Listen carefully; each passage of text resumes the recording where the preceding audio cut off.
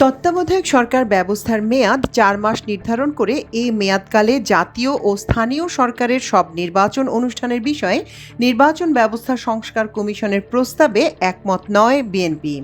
একই সঙ্গে রুটিন কাজের বাইরে অন্য কোনো দায়িত্ব পালনে তত্ত্বাবধায়ক সরকারের সুযোগ নেই বলে মনে করে দলটি। তবে জাতীয় সাংবিধানিক কাউন্সিলের তত্ত্বাবধায়ক সরকার প্রধানের নাম চূড়ান্ত করা এবং প্রধানের ২০ জন উপদেষ্টা নিয়োগের বিধানের বিষয়টি নির্বাচিত জাতীয় সংসদ সিদ্ধান্ত নিতে পারে বলে জানিয়েছে বিএনপি। কেবল জাতীয় সাংবিধানিক কমিশন বা এনসিসির সিদ্ধান্তক্রমে রাষ্ট্রপতি জরুরি অবস্থা ঘোষণা করতে পারবেন সংবিধান সংস্কার কমিশনের এমন সুপারিশের সঙ্গেও একমত হয়নি বিএনপি। দলটি বলেছে, জরুরি অবস্থা জারির সঙ্গে সরকারের নির্বাহী কর্তৃত্বের বিষয়টি অঙ্গাঅঙ্গিভাবে জড়িত বিধায় এ সংক্রান্ত ক্ষমতা সরকার ও সংসদের বাইরে অন্য কোনো কর্তৃপক্ষের কাছে থাকা সঙ্গত নয়। সংস্কার কমিশনের সুপারিশে আরও বলা হয়, জরুরি অবস্থার সময় নাগরিকদের কোনো অধিকার রদ বা স্থগিত করা যাবে না এবং আদালতে যাওয়ার অধিকার বন্ধ বা স্থগিত করা যাবে না। তাই সংবিধানের অনুচ্ছেদ ১৪১ খ এবং অনুচ্ছেদ ১৪১ গ বাতিল হবে। এই প্রস্তাবের সঙ্গেও একমত নয় বিএনপি। দলটির মত, নাগরিকদের কোনো অধিকার রদ বা স্থগিত না করে জরুরি অবস্থা জারির কী উদ্দেশ্য থাকতে পারে প্রস্তাবিত সুপারিশে তা বোধগম্য নয়। গত রোববার জাতীয় ঐক্যমত্য কমিশনে জমা দেওয়া সংবিধান সংস্কার কমিশনের সুপারিশের উপর বিএনপি এই মতামত তুলে ধরেছে। সেখানে বিএনপির দেওয়া মতামতগুলো পর্যালোচনা করে এসব তথ্য জানা গেছে। ওই দিন বিএনপি সংবিধান সহ ৫ সংস্কার কমিশনের সুপারিশের উপর বিস্তারিত মতামত জমা দেয়। সংশ্লিষ্ট সূত্র মতে, সংস্কার কমিশনগুলোর সুপারিশের উপর দেওয়া মতামতে বিএনপি জাতীয় সংসদের মেয়াদ ৫ বছর বহাল রাখার পক্ষে মত দিয়েছে। সংস্কার কমিশন সংসদের মেয়াদ ৪ বছর করার সুপারিশের সঙ্গে দ্বিমত পোষণ করেছে। একই সঙ্গে প্রধানমন্ত্রী রাজনৈতিক দলের প্রধান ও সংসদ নেতা হতে পারবেন না বলে সংস্কার কমিশন যে প্রস্তাব দিয়েছে তার সঙ্গে ভিন্ন মত জানিয়েছে বিএনপি। দলটি বলেছে, এটি সংশ্লিষ্ট রাজনৈতিক দলের নিজস্ব সিদ্ধান্তের বিষয়। এ বিষয়ে বিএনপির ব্যাখ্যা হচ্ছে, প্রধানমন্ত্রী দলের প্রধান অথবা সংসদ নেতার পদে কোনো এক বা একাধিক ব্যক্তি অধিষ্ঠিত হবেন কিনা তা একান্তই সংশ্লিষ্ট রাজনৈতিক দলের সিদ্ধান্ত হওয়া উচিত। এক্ষেত্রে সাংবিধানিকভাবে কোনো বিধিনিষেধ আরোপ সংসদীয় গণতন্ত্রের মূল চেতনা পরিপন্থী।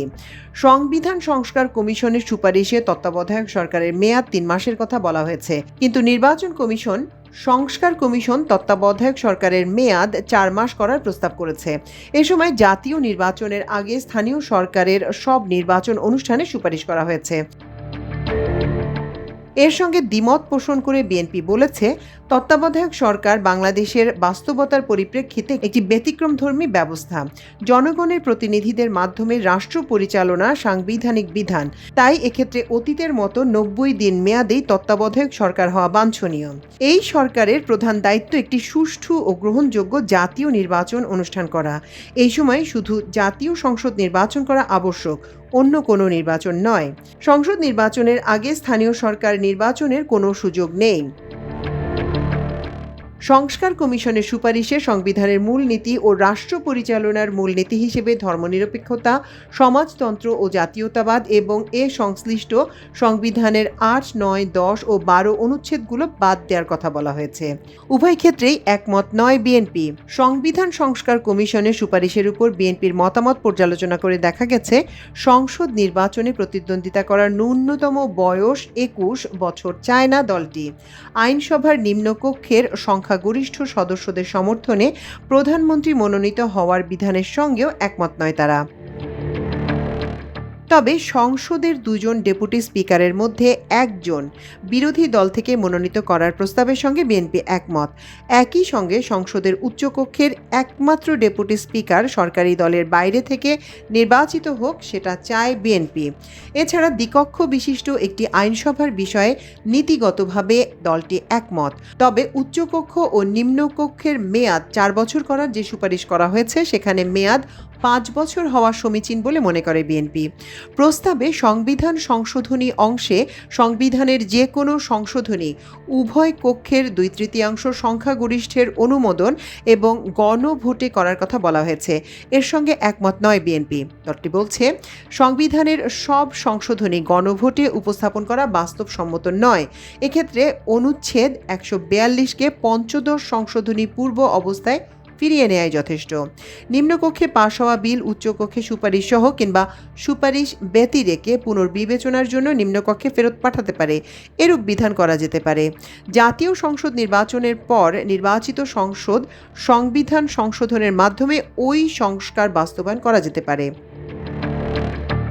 প্রস্তাবের রাষ্ট্রপতি অংশে বলা হয়েছে, রাষ্ট্রপতির মেয়াদ হবে 4 বছর। রাষ্ট্রপতি সর্বোচ্চ 2 বারের বেশি অধিষ্ঠিত থাকবেন না।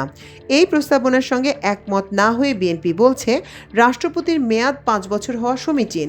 বিদ্যমান সংবিধানে সর্বোচ্চ 2 বারের বেশি রাষ্ট্রপতি পদে অধিষ্ঠিত না থাকার বিধান থাকায় এ সংক্রান্ত সুপারিশ অপ্রয়োজনীয়। বাস্তবে প্রধানমন্ত্রী অংশে বলা হয়েছে, আইনসভার নিম্নকক্ষের সংখ্যাগরিষ্ঠ সদস্যদের সমর্থনে প্রধানমন্ত্রী মনোনীত হবেন। এর সঙ্গে দ্বিমত জানিয়ে বিএনপি বলেছে, প্রধানমন্ত্রী পদে কোনো নির্বাচন হয় না বিধায় মনোনয়নের প্রশ্নটি অবান্তর। প্রস্তাবের এই অংশে আরও বলা হয়েছে, একজন ব্যক্তি প্রধানমন্ত্রী হিসেবে সর্বোচ্চ 2 বার দায়িত্ব পালন করতে পারবেন। এর সঙ্গে দ্বিমত পোষণ করে বিএনপি বলেছে, প্রধানমন্ত্রী পদের মেয়াদ সংশ্লিষ্ট বিষয়ে কোনো ব্যক্তি একাধিক্রমে 3য়বার প্রধানমন্ত্রী পদে নিয়োগ লাভের যোগ্য বলে বিবেচিত হইবেন না, এরূপ বিধান করাই যথেষ্ট। সংস্কার কমিশনের সুপারিশে সংবিধানের মূল নীতি অংশে বলা হয়েছে, কমিশন নিম্নোক্ত বিধান অন্তর্ভুক্তির সুপারিশ করছে। বাংলাদেশ একটি বহুত্ববাদী, বহুজাতি, বহুধর্মী, বহুভাষী ও বহু সংস্কৃতির দেশ, যেখানে সকল সম্প্রদায়ের সহাবস্থান ও যথাযথ মর্যাদা নিশ্চিত করা হবে।